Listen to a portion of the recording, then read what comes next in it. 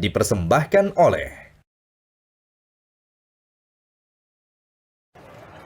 pemirsa. Anda masih menyaksikan spesial dialog Metro TV Jateng Daya bersama saya Rida Pulpi. Masih di Taman Indonesia Kaya dan saya masih ditemani dengan narasumber. Ada Pak Sumarno, Sekretariat Daerah Jawa Tengah, dan Pak Kusnanto, Direktur Utama PT BPR BKK Jateng Perseroda. Dan 3 tahun PT BPR BKK Jateng Perseroda ini mendukung transformasi digital perekonomian Jawa Tengah, dan ada satu produk yang menurut saya menarik dan pemirsa ini bisa mencari di Google Play Store ya Pak ya. Namanya adalah Keris. Nah, seperti ini tampilannya.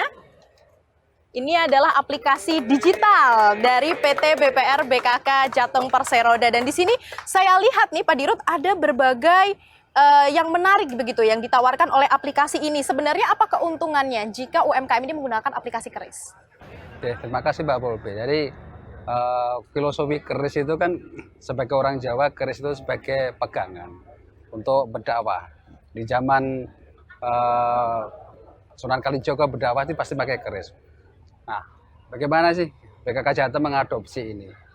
Filosofi Keris ini menjadi suatu layanan di BKK Jawa Tengah.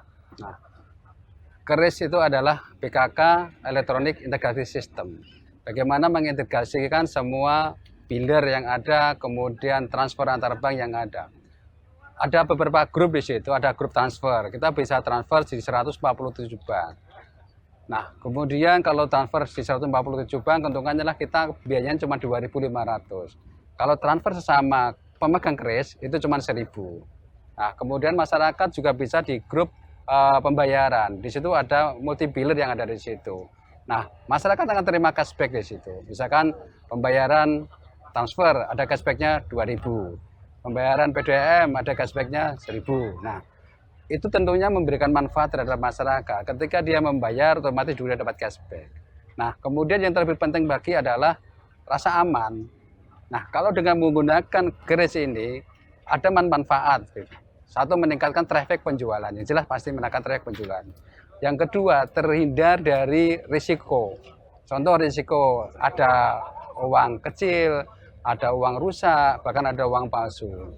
Kemudian juga aman ini, karena sudah masuk di e-wallet. Nah, tentunya kemanfaatan yang kita tawarkan ke masyarakat.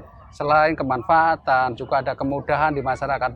Sambil kita nonton televisi, nonton spot, nonton instrumentalia, kita bisa pegang Keris ini sambil bayar anak dan sebagainya gitu. Waduh, karena merem ya Pak ya. Nah, jadi kemudahan-kemudahan dan kenyamanan bertransaksi itu yang sangat kami simpel kedepankan. begitu ya. Sangat simpel sekali. Nah, ini sejalan dengan tujuan begitu dan visi juga pemerintah dari Provinsi Jawa Tengah yang mendorong transaksi elektronik. Kita lihat bahkan di pasar tradisional sekarang banyak sekali yang sudah menggunakan transaksi elektronik begitu ya Pak Setda. Nah, kemudian bagaimana tanggapan Anda dengan adanya aplikasi Keris ini Pak? Oh, kalau itu memang itu juga mendukung dari sisi program dari pemerintah ya. Karena dari pemerintah itu kita didorong untuk digitalisasi transaksi keuangan. Ini ada dua sisi ya. Yang pertama adalah digitalisasi transaksi keuangan untuk penyelenggaraan pemerintahan. Bahwa dengan konsep digitalisasi ini adalah upaya kita bagaimana melakukan pembayaran-pembayaran dengan era digital ini adalah lebih akuntabel. Tidak akan ada potongan, bahwa semua pendapatan bisa masuk, karena non tunai ini tidak ada yang bisa diambil. Jadi lebih aman, lebih akuntabel, jadi bisa menghindari dari upaya-upaya untuk masalah dari tindak pidana. Ya, apalagi sangat penting di saat masa pandemi COVID seperti itu lebih aman untuk bertransaksi non tunai begitu ya Pak. Nah, Pak Dirut, kemudian nantinya akan ada apa lagi, inovasi apa lagi yang akan diberikan? Keris ini tidak hanya berhenti di sini Mbak Pulpi, kami akan kembangkan layanan-layanan yang ada. Kita di sini masih belum ada layanan spot gitu. Misalkan begini, mudah-mudahan nanti bisa menggandeng olahraga, bidang-bidang olahraga, termasuk dengan seni. Salah satunya kita belum ada nih, bagaimana kami beli tiket untuk nonton bioskop belum ada. Mudah-mudahan dalam semester kedua ini kan kami lebih develop di Keris ini, bisa beli tiket bioskop, bisa mungkin beli tiket sepak bola, nonton bola bareng ya gitu. Nah, pengembangan ini akan terus kami lakukan, termasuk bagaimana kami akan bekerja sama dengan Dinas Pendidikan. Karena apa? Ketika kami bisa mengintegrasikan dunia pendidikan, ini sesuatu yang capaian luar biasa. Bagaimana mungkin bayar sekolah, tidak perlu datang ke sekolahan, tapi cukup dengan kredit dan sebagainya. Ini yang akan kita kembangkan ke depannya. Kedepannya nanti kan seperti itu ya. Nah, Pak Seda, kalau dari pemerintah Provinsi Jawa Tengah sendiri mungkin ya, nanti harapannya seperti apa? Kan sudah 3 tahun BPR BKK Jateng ini berkembang dan ternyata perkembangannya cukup signifikan kalau kita lihat dari pertama kali dibentuk gitu ya. Kemudian dan bagaimana nanti untuk mendorong upaya BPR BKK Jateng ini ikut ambil bagian mendorong UMKM di Jawa Tengah lebih berkembang lagi? Ya, yang pertama tadi kalau masalah era digitalisasi ya, mau nggak mau PT BPR BKK harus masuk ke sana. Karena sekarang sudah semua masuknya era digitalisasi, juga dari teman-teman UMKM ini juga sudah harus masuk ke sana, sehingga itu mau nggak mau harus masuk di situ. Ini juga tadi saya sampaikan yang masalah digitalisasi transaksi pemerintah, nanti bisa teman BPR BKK bagaimana ikut masuk di dalam penerimaan pajak, retribusi daerah dengan model-model dengan digitalisasi ini, karena ini sangat mendukung untuk akuntabilitas penyelenggaraan pemerintah. Kalau masalah UMKM tentu saja kita tetap pengen untuk ekonomi UMKM ya, jadi kredit produktif lah yang lebih dominan di sana supaya lebih berkembang di UMKM-nya. Ya. Diberi PR begitu ya Pak Dirut ya. Nah Pak Dirut, kemudian apa target dari BPR BKK Jateng 1 tahun ke depan khususnya dalam rangka membantu pemerintah daerah itu tadi dalam mengembangkan digitalisasi dan juga UMKM yang go digital?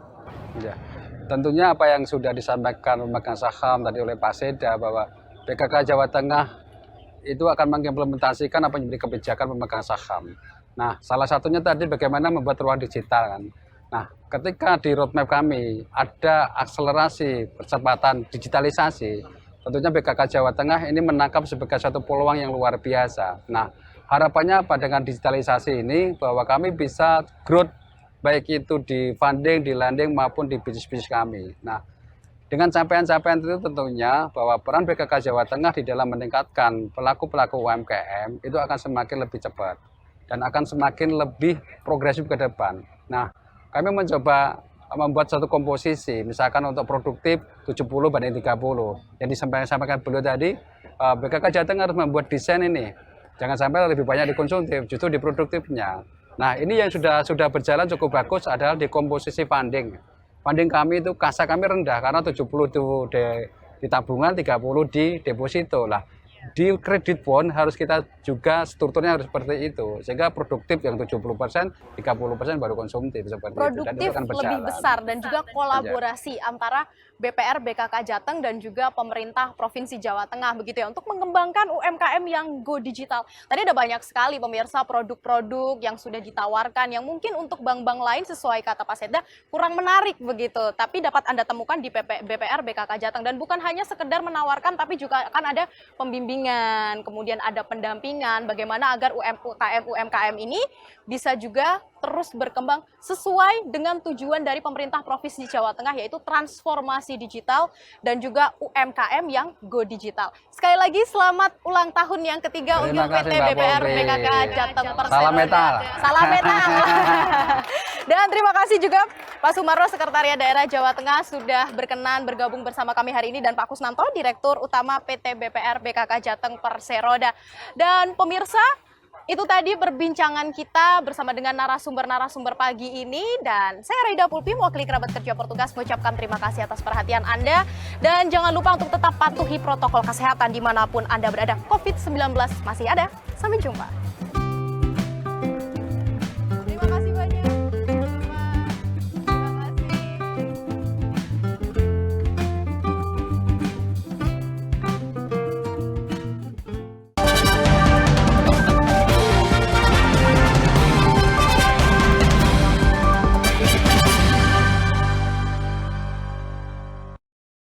Dipersembahkan oleh